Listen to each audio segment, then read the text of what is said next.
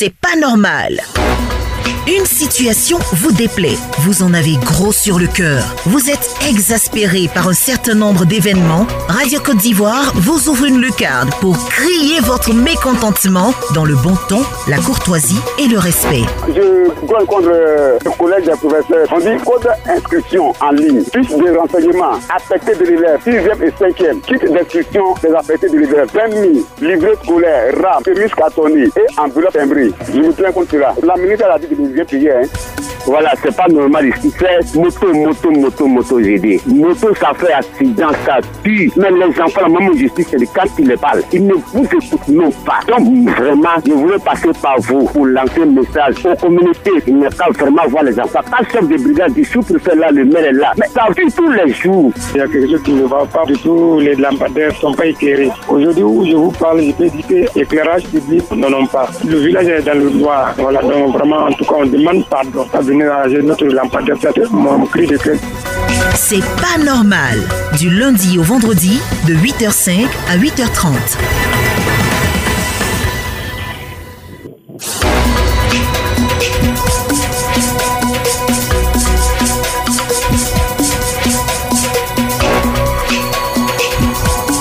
« 27 20 21 44 48 27 20 24 27 87. Bobo François nous appelle de Niélé. Comment allez-vous à Biancouma? Oui, ça va.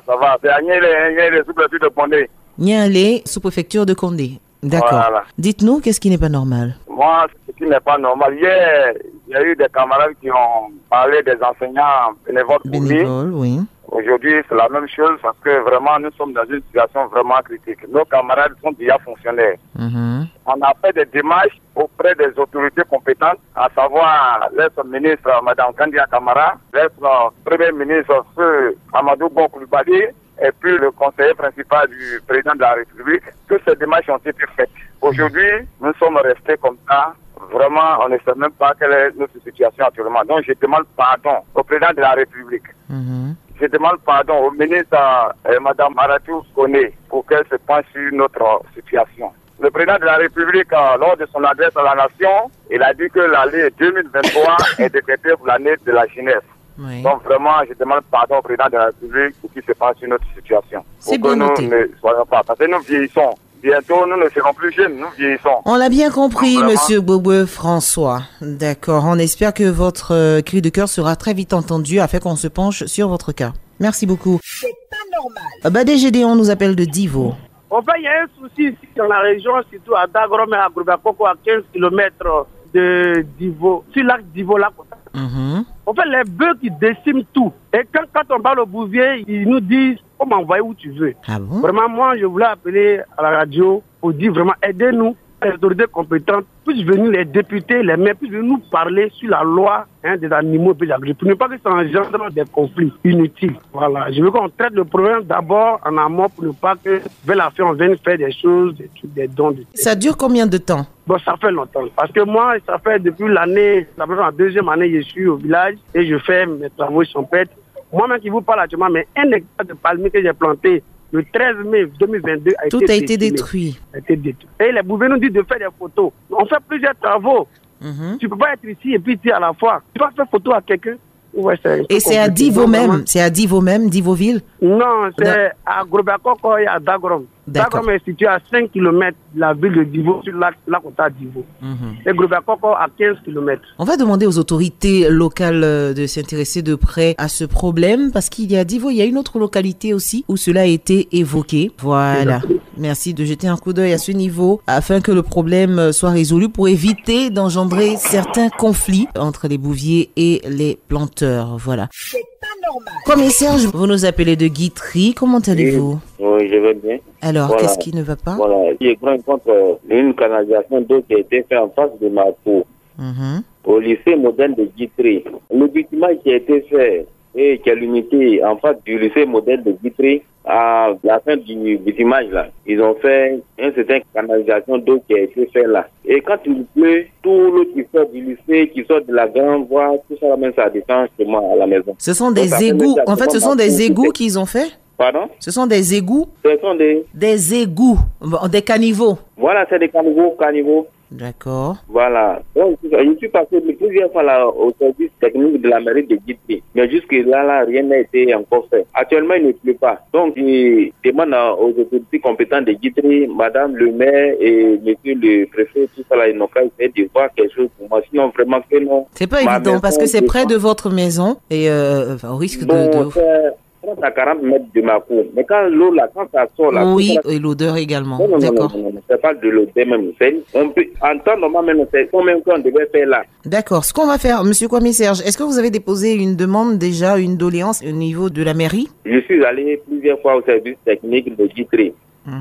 Et ils m'ont fait croire qu'ils allaient passer pour voir. Depuis cela, jusque-là, il n'y a rien. Dans ma maison, je suis tombé. Ça a creusé, disons, la maison, derrière la maison, et je ne sais quoi. On l'a bien compris, en tout cas. Vous faites bien d'appeler sur Radio Côte d'Ivoire, espérant que votre problème soit vite résolu. Et puis, n'hésitez pas aussi à insister. C'est important. Il n'y a pas de sinon, et même ils savent de quoi je suis en train de parler. Si, il faut insister encore quand même. Non seulement ils sont à l'écoute, mais il faut insister pour montrer l'urgence. C'est pas normal. Wassan Goran, vous nous appelez de Soumaokro. C'est à combien de kilomètres d'Oumé? 22 kilomètres.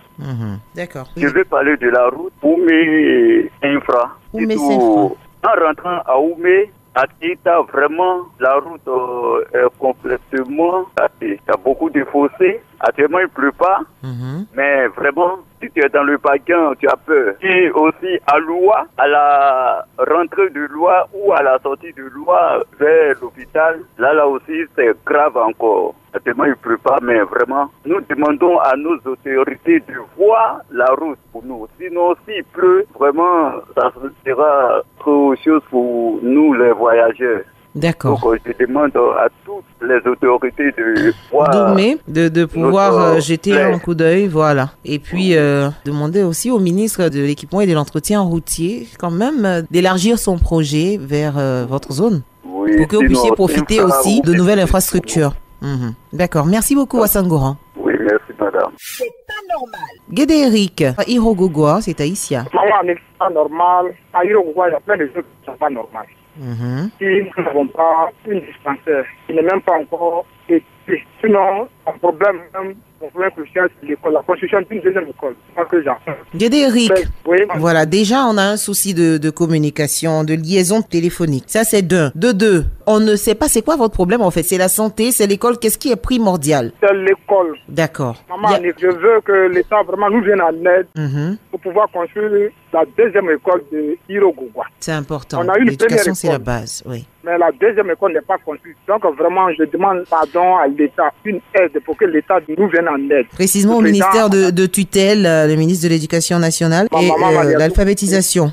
Vraiment, quel te rappelle de Irogogoa. Nous sommes aussi des Ivoiriens. Donc vraiment, nous lui demandons pardon. Une aide pour pouvoir vraiment construire cette école. Nous sommes près de 4500 habitants. Si. Le ministère est interpellé. Merci beaucoup, Guédéric, d'avoir appelé sur Radio Côte d'Ivoire. C'est pas normal. Baïkoro Abbas, Mborla Diolasso. Chez Adabakala, dites-nous qu'est-ce qui ne va pas. Ce qui n'est pas normal, madame, on veut parler de la route de Mborla Diolasso. Il s'agit de 12 km de goudron. Madame, vraiment la route est impraticable. Mborla Diolasso, c'est à combien de kilomètres de Dabakala? Pas 12 km. 12 km, d'accord. Mais madame, je vous dis que 60% des transporteurs de Dabakala viennent de Mborla Diolasso. Il n'y a pas assez à la route. Nous avons des cars, plusieurs cars. Mais ils seront obligés de faire descendre au goudron à 12 km. C'est l'électricité qui vient chercher. À chaque fois, il y a des accidents. Donc, on demande au ministre de l'Entretien routier, M. Amédée Kouakou, de jeter un coup d'œil sur la route de Mborla Diolasso. Même si on n'a pas bitumé, au moins un reprofilage lourd pour faciliter voilà, la circulation en Mborla Diolasso. D'accord, bien compris, vous avez interpellé le ministère qui peut vous venir en aide. On espère qu'il vous mettra dans son programme parce qu'il y a un programme de renouvellement d'infrastructures. Baïkoro Abbas, merci beaucoup. C'est pas normal. Djombla Yobo est à Donsowo. Je prononce bien Donsowo. Ça ne va pas. De Oumé jusqu'à Saint-Fra, ça ne va pas. Surtout à 15 km de Oumé, on a tous les problèmes de circulation. Pour qu'on puisse arriver vraiment à Doukuya, tout est difficile. Et c'est la route nationale. Ce n'est pas une route secondaire pour que le conseil régional puisse s'occuper. Oh, ça c'est le travail des PPU. Voilà pourquoi j'ai pris le gouvernement de tout faire pour nous envoyer au moins des engins. Il faut faire des refouillages lourds pour que vraiment on puisse arriver très tôt à Oumé quand toutefois je quitte de Dosso pour aller à Oumé. Mais vraiment, on a une très grande préoccupation au problème des routes. Raison pour laquelle j'appelle le gouvernement, Monsieur le Président Alassane Ouattara, de tout faire. Pensez quand même à Oumé et Saint-Fra. C'est très important. Ces deux villes appartiennent à la Côte d'Ivoire. Alors. Il faut que vraiment tout ce qui est comme projet de développement, il faut que ça nous arrive dès maintenant. D'accord. Je vous demande pardon. Merci beaucoup, Djambla Yobo Jean-Marie. Plusieurs auditeurs qui interpellent le ministère de l'équipement, d'entretien routier, afin de bénéficier ne serait-ce qu'un d'un reprofilage pour faciliter leur circulation. Merci à tous de faire confiance à Radio Côte d'Ivoire. C'est pas normal. Kwame Hervé, vous nous appelez de Chiepo, c'est à Divo. Oui, je vous appelle de Chiepo, c'est à Divo. Alors dites-nous tout, qu'est-ce qui n'est pas normal. Merci, joyeux joyeux Saint-Valentin à vous également. Je voulais parler un peu de mon village, qui autrefois était un campement, mais présentement est devenu un village. Le nom s'appelle Gragbré, dans la sous-préfecture de Guitry. Donc aujourd'hui, par la grâce de Dieu, le village a été loti. Donc nous demandons l'électrification maintenant. Donc mon cri de cœur ou bien ma doléance va à l'endroit des autorités de la région, précisément maman Patricia Yao, députée maire de Guitry, qui nous a aidé beaucoup pour l'école. Et encore, nous prions pour qu'elle nous donne encore l'électrification, encore au président de la République. C'est une doléance. Nous sommes à 3 km d'un village qui est déjà électrifié, en 2 villages électrifiés. Et vous voulez en profiter? Donc, voilà, on voulait en profiter pour que on a déjà déposé les papiers à Côte d'Ivoire Énergie. Tout est OK, mais pour le moment, ils n'ont pas encore validé. Donc, je demande pardon aux autorités. Je précise que le village s'appelle Gragbré. Voilà, c'était au moins ma doléance. D'accord. Merci beaucoup, Kwame Hervé. Et nous appelait de Chiepo à l'instant. C'est pas normal. On part à Guépao, retrouver l'abbé Adou Nestor. Le président de la République a décrété l'année 2023, année de la jeunesse. Quelle grâce. Merci, Président. C'est pourquoi je voudrais prier, même supplier Madame le ministre de l'enseignement primaire, de se pencher sur le pas des enseignants bénévoles. Voici des jeunes qui se sacrifient volontairement dans ce manque cruel d'enseignants en Côte d'Ivoire. Certains y exercent depuis plusieurs années, mais ils sont oubliés. Comme c'est une année spéciale de grâce présidentielle, est-ce qu'on ne pourrait pas se pencher sur leur cas, les recruter au moins? Je vous remercie, madame. Merci beaucoup, monsieur l'abbé Adou Nestor. Je pense que c'est une doléance qui a été faite déjà hier. Et aujourd'hui encore, dès l'entame de ce programme. Vraiment, nous demandons humblement au ministère de l'Éducation nationale et de l'alphabétisation de faire quelque chose pour eux, de se pencher sur le cas de ces enseignants bénévoles-là qui ne cessent d'appeler dans cette rubrique. C'est pas normal. Ouattara Siaka. Oui, madame. Il nous appelle de Bondoukou. Qu'est-ce qui ne va pas? C'est à propos de la radio Côte d'Ivoire.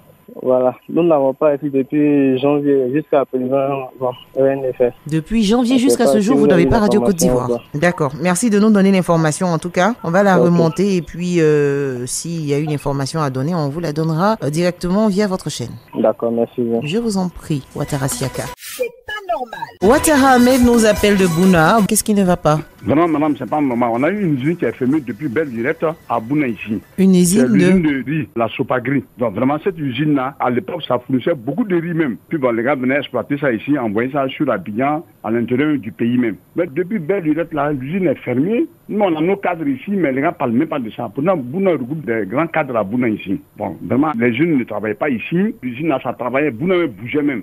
D'accord, donc vous souhaiterez que l'usine rouvre. Voilà. Et puis nous, on regroupe des grands bafons ici à Bouna même, pour faire ce riz-là. Ça peut aider en tout cas à lutter contre la cherté de la vie. Voilà, c'est là moi mon souci. Et puis la jeunesse même ne travaille même pas même. Bon, ça va créer de l'emploi aussi. Ça va créer de l'emploi. Je dis ça va créer de l'emploi également. Voilà. D'accord. C'est ça moi mon souci. D'accord. Donc j'interpelle madame la ministre du plan, comme elle est fils de Bouna, venant de se pencher sur ce problème.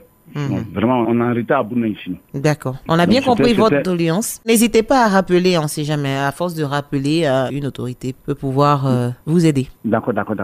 Merci beaucoup, Ouattara Ahmed, du côté de Bouna. Et merci à tous ces auditeurs qui font confiance à la chaîne numéro 1 sur l'info et le sport. Radio Côte d'Ivoire, c'est votre radio, c'est pas normal. C'est tout pour aujourd'hui. C'était C'est pas normal.